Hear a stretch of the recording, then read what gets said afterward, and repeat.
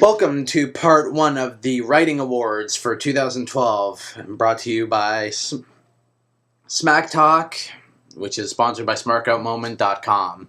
Okay, so we're going to talk about the best and worst for the Writing Awards of the year. The best and worst catchphrase or slogan of the year. The best is obviously Daniel Bryan's "Yes! Yes! Yes!" turn. No! No!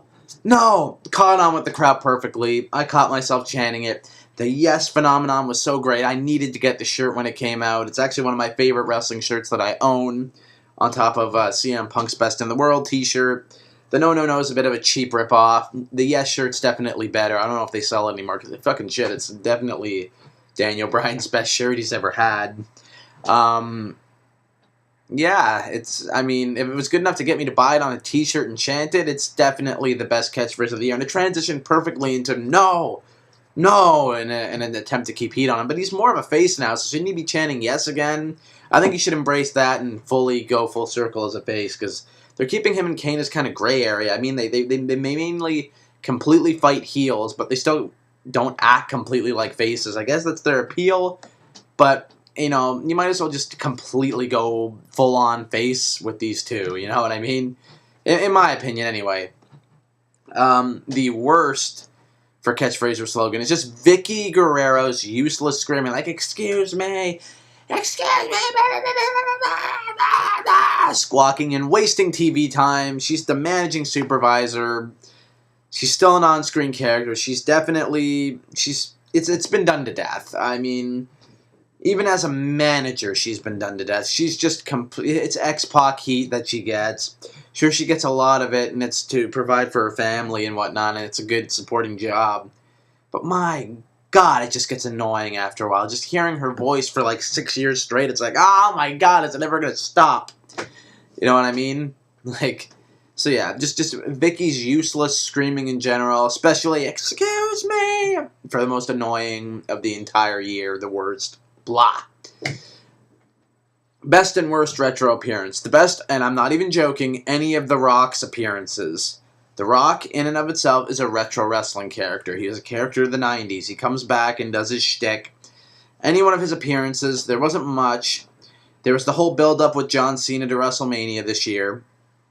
And then him vowing to become WWE champion, you know, the night after WrestleMania. And, of course, there was the moment at Raw 1000 where, you know, he made the announcement that that title match would be at Royal Rumble, and he kind of had the really fun banter to watch between Punk and Bryan. They were kind of arguing in the ring because they just finished a feud.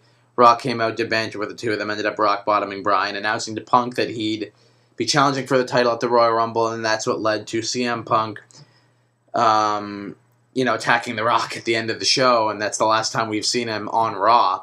So any of The Rock's appearances on Monday Night Raw in the year of 2012 were the best.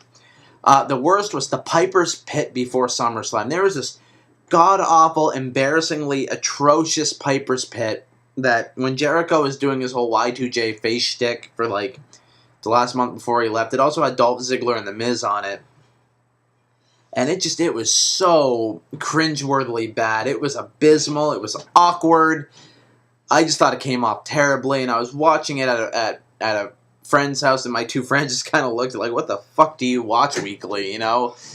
It was terrible. I didn't like it one bit. It was horrible. Any of the retro appearances with Heath Slater were better than that pile of trash. That's for sure. And now we go on to the best and worst TV shows. Of course, this includes Raw, SmackDown, Superstars, NXT, you know, when it was Redemption, NXT as a developmental show as it is now, any of the WWE YouTube shows, Saturday Morning Slam, and now the newest addition to WWE programming and Main Event. The best is Raw. It's with the most character progression. They put the most effort into it. Even if it can be a little shitty at most times, it's still the one that they put the most effort into, so it needs to be commended. The worst is SmackDown, because what was once a quality show, just as quality as Raw, if not better writing and better matches, is now just a complete afterthought for Sheamus to bro kick everyone.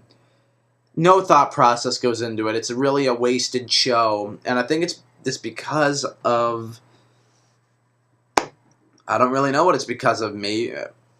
When did it start going downhill? I don't know. It seemed like as soon as Daniel Bryan lost the world title and they stopped investing him as like a top SmackDown star and gave all eggs in the basket to the Sheamus Del Rio feud, the whole show just tanked. It's because they only put focus on the world title feuds, and the two of them that have been since Bryan lost the title have been Sheamus Del Rio and Sheamus Show. And the undercard isn't developed. Like, you get better undercard development for both the United States and Intercontinental title and the tag titles on Raw than you do on SmackDown. They kind of highlight the tag division every now and then, but as a whole, the show feels very unbalanced and haphazardly written, when it should be the exact opposite, because SmackDown is usually the better written show, the more interesting characters are on it, and it has the better wrestling.